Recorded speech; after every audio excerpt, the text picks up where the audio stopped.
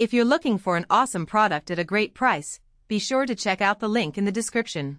The UK's controversial one-in, one-out asylum deal with France has entered a critical phase, with the first individuals arriving on small boats being detained and slated for return within weeks. The Home Office announced that detentions commenced on Wednesday, with those intercepted in the English Channel now held in immigration removal centres. Under the agreement, the UK is expected to refer cases to France within 3 days, with French authorities expected to respond within a fortnight. This scheme, designed to deter crossings, will see a limited number of individuals returned to France, while the UK accepts an equal number of asylum seekers from across the Channel.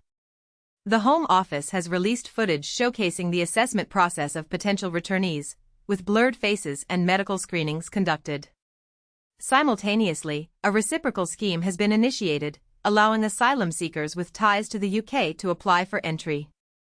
This initiative, however, faces stringent requirements, including the submission of identity documents and biometric checks. Concerns are already surfacing regarding the potential exclusion of vulnerable individuals, particularly those from war-torn regions such as Eritrea, who may lack the necessary official documentation. One charity reports that many Eritrean nationals crossing the Channel lack passports, potentially hindering their access to this new pathway. The implementation of the one-in, one-out pilot scheme is accompanied by a government campaign warning against the risks associated with attempting the dangerous Channel crossing. While ministers have hailed the deal as a game-changing solution, sources within the Home Office indicate its initial application will be limited, affecting only a small fraction of asylum seekers. Home Secretary Yvette Cooper, while declining to specify the exact number of individuals impacted, has asserted the government's readiness to defend against legal challenges. She stated that anyone arriving from this point on is eligible for immediate detention and return. The deal has been released on Tuesday, as the Prime Minister faces increasing pressure to tackle the issue of asylum seekers crossing the Channel. The UK will cover the costs of transporting individuals to and from France. The deal, renewable by June 11 next year, can be terminated with a month's notice by either party. Crucially, the agreement stipulates that individuals with pending asylum claims cannot be removed.